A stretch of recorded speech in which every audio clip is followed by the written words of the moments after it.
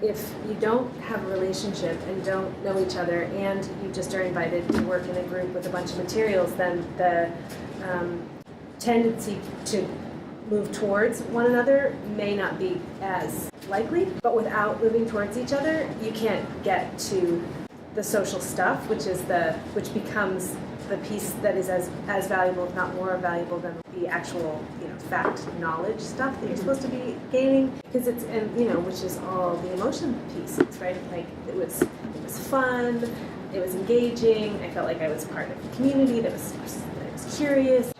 And we just did this big circular thing that unearthed all of the ways that is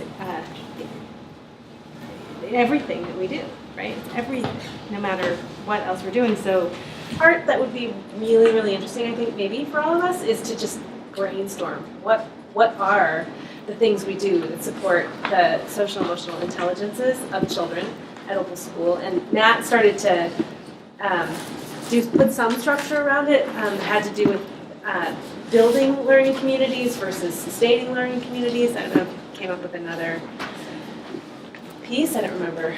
That was really helpful to me because there was we do that. We build them and then we have to keep them going, and then there's all this other stuff that happens along the way. Socially constructive. It's in everything.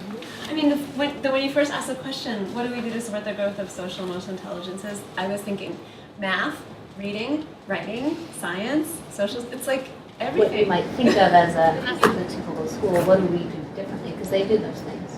But it's we do differently that supports the growth of social emotional. It's funny because it's about the image of the child again, right? Because so there's this New York Times article on Sunday. It was like this big article. Can we teach emotional intelligence? And what everybody's saying here is, we believe that kids come in emotionally intelligent. Can we create classrooms that acknowledge that, that permit that allow that to flower?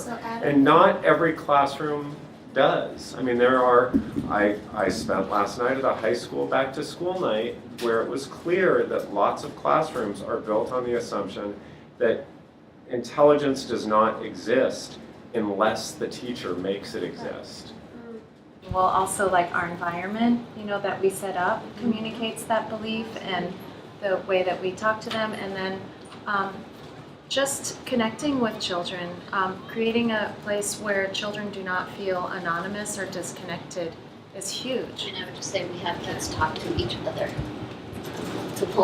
multiple ways and multiple levels, one-on-one, big group discussions.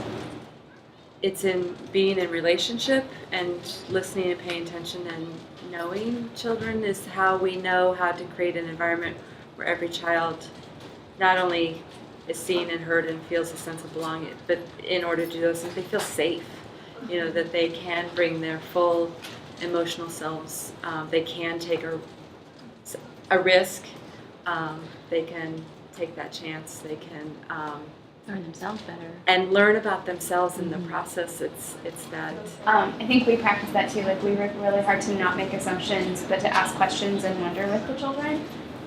The belief or recognition that there are always multiple interpretations of every experience. We use professional resources, and we use each other for support. We try as much as possible to model what we hope to see. We make room for all emotions. Mm-hmm. Yes, We honor them even, Make room for, and can we add the word normalize? It's been so powerful.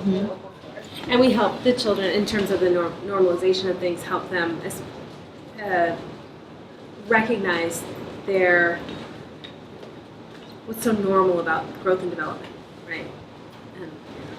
Because I think it's important too to even think about, like somebody said, we make sure nobody's anonymous. I think you said that, and that's the morning. Like one example of that is morning greeting. So everybody says hello and says your name because for that very explicit intention. And Carrie said then making room for their stories to come into the classroom, Right. And putting so much emphasis on stories. Which goes back to the image of the child, because we expect that they have them, and we expect them to be making meaning of their experiences, and that's worthy of sharing. And there's, And the strategies are introduced formally, informally, playfully, meaningfully, the children have the opportunity to practice them in a safe setting. Also, it's like they're also we invent them too together. So we pay attention to the problem-solving strategies that children are already coming with and name them. I think at the very top of this list, like the umbrella, I feel like it is children, well, all people want to bring the best of who they are. And when they don't, it's because something has interfered, and our work is to find out what has interfered with that, what is interfering with this belief. And we expect them all to find ways to connect. Like, it's not like, oh, you guys just don't get along, so, you stay on your opposite sides of the room. We value you each, but we really expect that everyone finds a way in to each other, like to get to know each other, to find value in each other.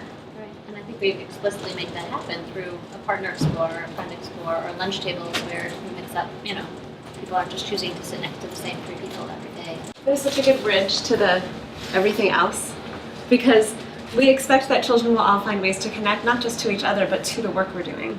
And I think that might be, for me, that feels like a really big bridge. That this is accessible to everyone. We are going to find a way for you to connect. And for me, that ties so directly into the image of the child. That everyone is capable, everyone is going to figure this out. And we're going to all work together to find your connection point, right? Your place in the clay. To me, that's such a big bridge for. And I feel like, parents always say to us when they meet us, they say, well, what do we call you? And you say, Kimmy, Michelle, and they're like, is there a reason for that? Yeah. We really do not teach top-down. And there's things that your kids are going to teach us that we've never imagined. And we want the children to feel that. It's a place for co-collaborating. Okay, it's 5 o'clock too.